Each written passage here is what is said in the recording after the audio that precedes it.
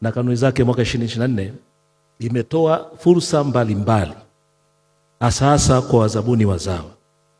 Na wazabuni wazawa, Mheshimiwa mgeni rasmi, na vijana wamo tena wa Kitanzania.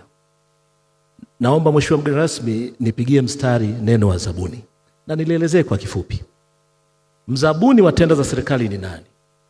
Ni mtu, kikundi au kampuni iliyoshiriki katika mchakato wa zabuni, yani tenda, kwa lengo la kupata kandarasi ya kuuza bidhaa, huduma au kazi kwa serikali. Mheshimiwa mgeni rasmi, niwaambie vijana ambao mko kwa wingi kwamba na nyie huu ndio wakati wenu ambapo sheria hii ya ununuzi wa umma imewatambua rasmi na mnatakiwa kuchangamkia fursa hii kwa nguvu zenu zote. Mheshimiwa mgeni rasmi, sheria hii imezitaka taasisi nunuzi nchini kuhakikisha kuwa zabuni zote zenye thamani za hadi kufikia bilioni 50 zinatengwa na kutolewa kwa wazabuni wazawa pekee. Wazabuni wa kigeni hawapaswi kufaidika na zabuni hizi. Mheshimiwa mgeni rasmi, tuna taasisi nunuzi, labda nitoe takwimu tu, zile kuu ziko 1350.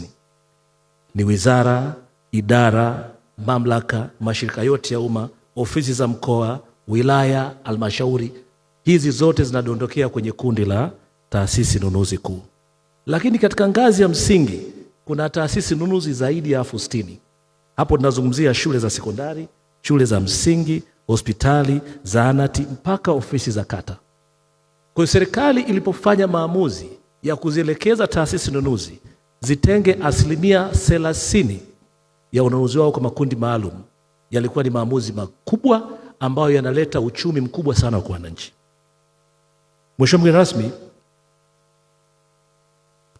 kuna upendeleo mwingine katika maeneo mengine ambayo nadhani tutapata fursa ya kuongea na washiriki kwa undani pale ambapo tutaweka forum zingine, lakini nizungumzie tu kwamba utekelezaji kupitia mamlaka ya udhibiti wa ununuzi wa umma tumeendelea kusimamia na kuhakikisha kwamba taasisi nunuzi zinatekeleza haya. Na kwa ripoti ambayo niliipata leo asubuhi, Mheshimiwa mgeni rasmi, zaidi ya makundi 1360 yamesajiliwa katika mfumo wa NeST, ikiwa ni makundi ya vijana 785, wanawake 510, wazee na wenye ulemavu makundi 65. Mheshimiwa mgeni rasmi, zabuni zimeshatolewa na vikundi hivi vimeshafanya kazi na wengine wameshalipwa. Mpaka tarehe ya leo vikundi vya vijana vilipata zabuni zenye thamani ya shilingi bilioni 21, wanawake bilioni 17.5, wazee bilioni 2.1. Kwa hiyo jumla yake pamoja na wenye ulemavu ambao ni takribani milioni 300, tumeshatoa zabuni za bilioni 41.8. Mheshimiwa mgeni rasmi, bajeti yetu tunayoitekeleza sasa ya serikali ya mwaka 2025-2026 ni trilioni 56.5. Ununuzi wa umma ni kati ya 60% mpaka 70%, ambazo ni zaidi ya trilioni 30. Tunapozungumza 30% itengwe ya bajeti ya taasisi nunuzi ni zaidi ya trilioni 5.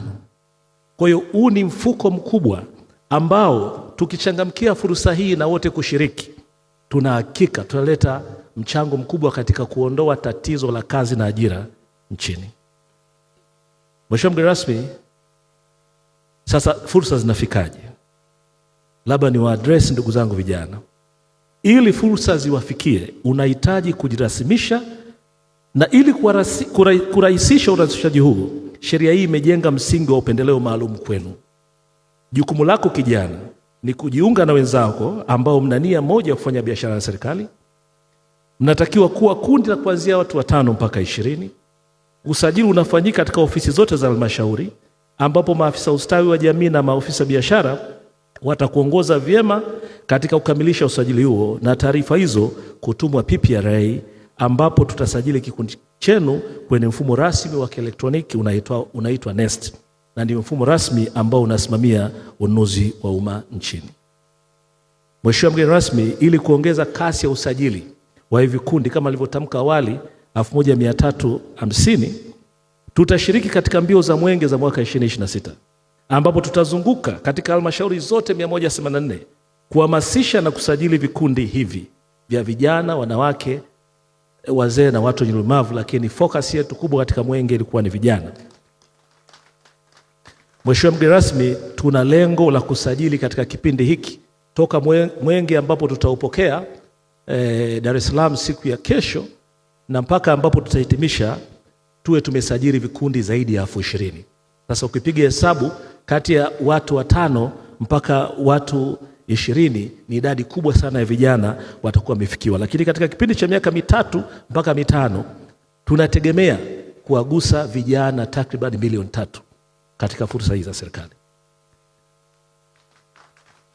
Mheshimiwa mgeni rasmi, niwatie hamasa vijana kwamba katika mfuko ambao utaweza kuwafikia kwa wingi na kuwawezesha na kuwajenga kama wajasiriamali ambao mtakuwa mna fursa ya kufanya biashara na serikali, karibuni PPRA, tembeleeni kurasa zetu za kijamii za mtandao na muweze kujifunza mengi. Karibuni sana PPRA.